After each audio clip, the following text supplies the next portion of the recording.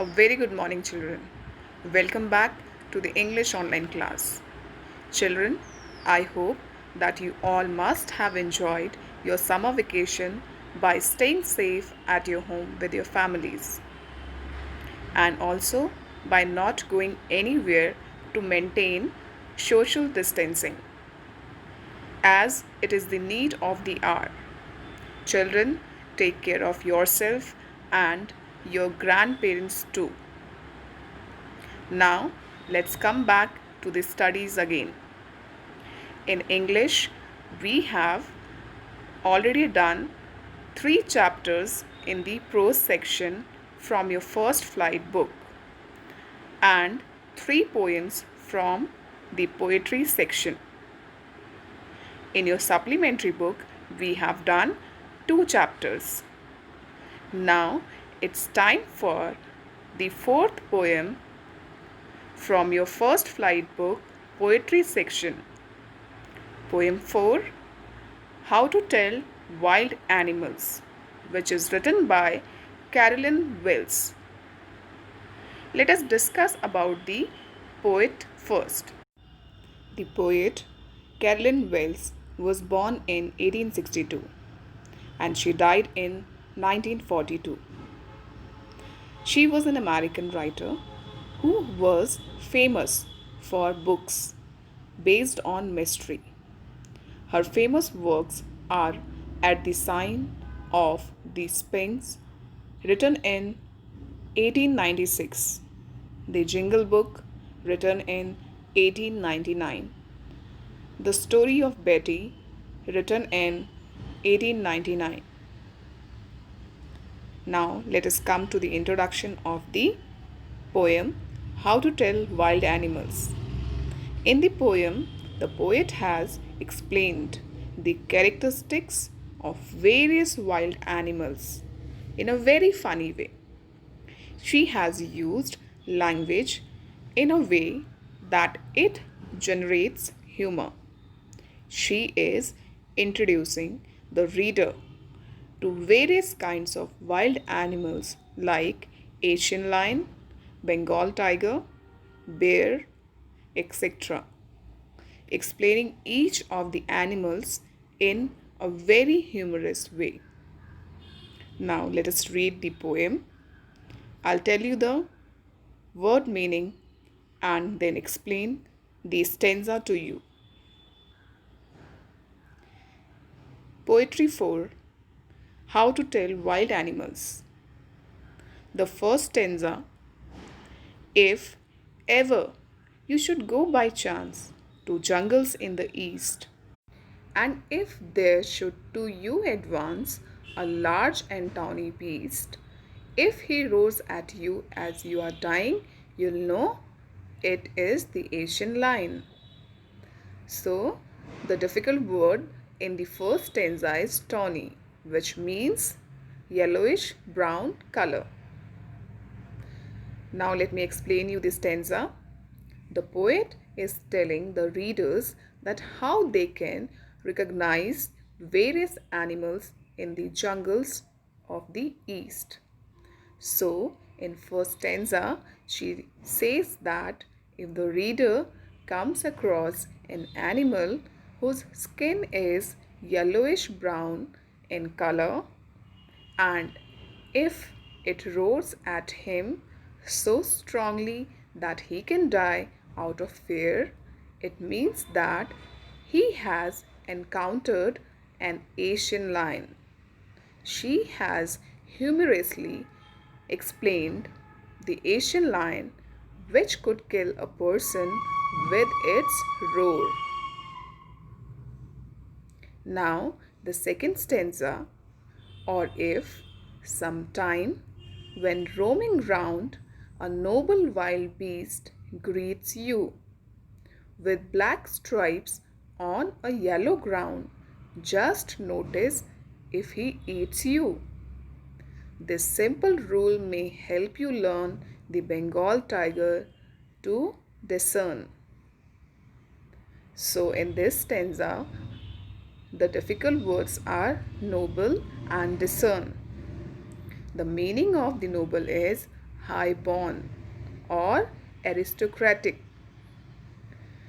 Second is discern, which means to recognize. Now, let me explain this second stanza to you. The poet explains an animal that roams in the jungle and belongs to a royal clan. The color of its skin is yellowish with black stripes. She says that if you notice that he kills you and eats you up, then this means that you have surely seen a Bengal tiger. This time also, the poet has used dark humor to explain how a tiger looks like, because once a person has been eaten up by a wild animal, there is no use in determining which wild animal it is. Now, the third stanza.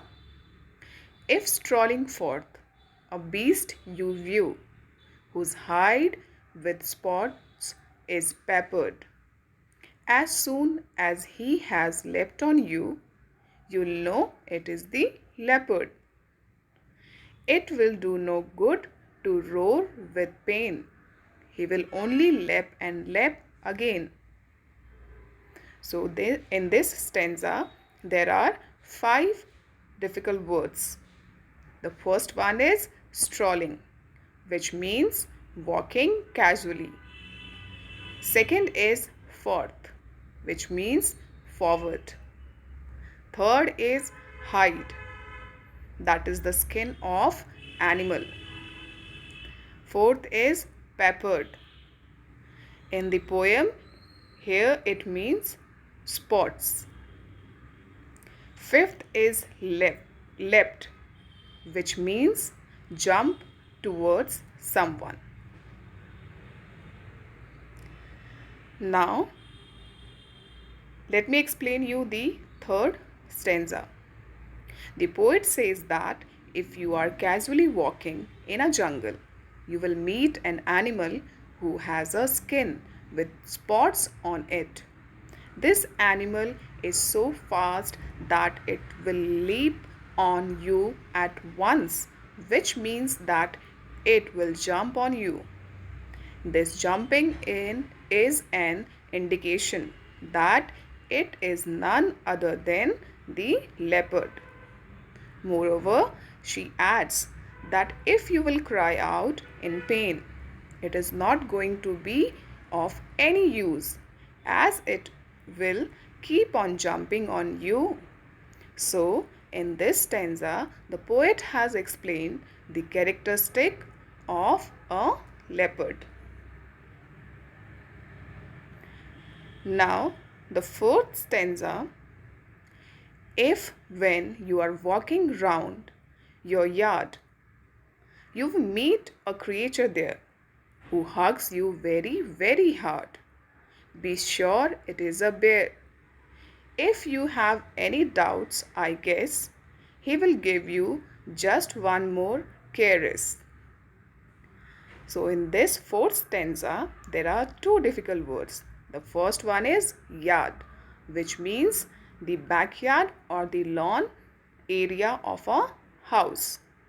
Second is caress, which means a gentle touch. The explanation of the fourth stanza.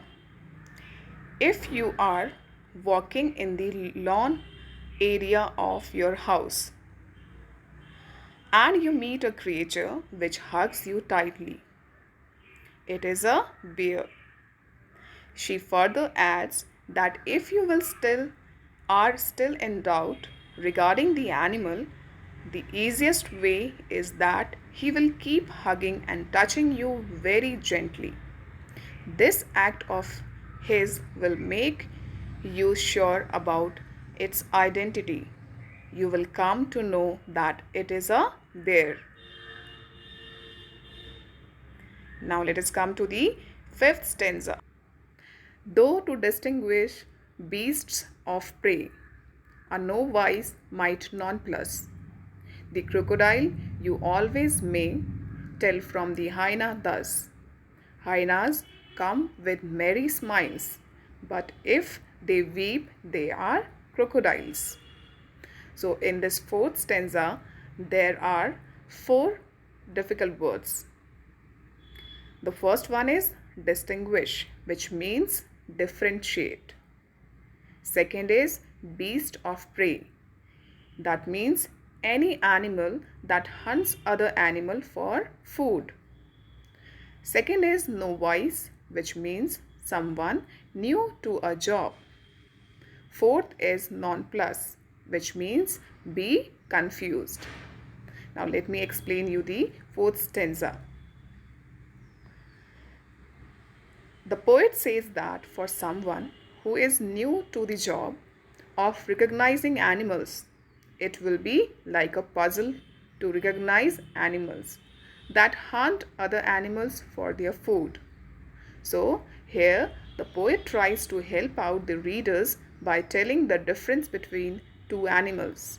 He says that hyenas will be smiling, whereas if it is a crocodile, it is always in tears.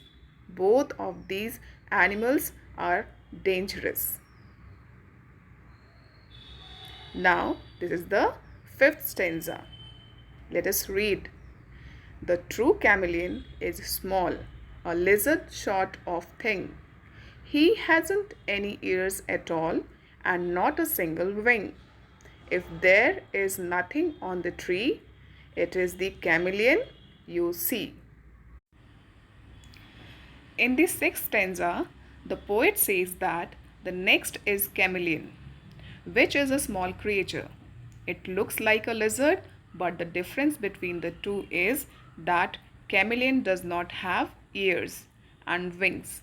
Moreover, she says that chameleon has the ability to change its color according to the surface on which it is sitting, or you can say according to its environment.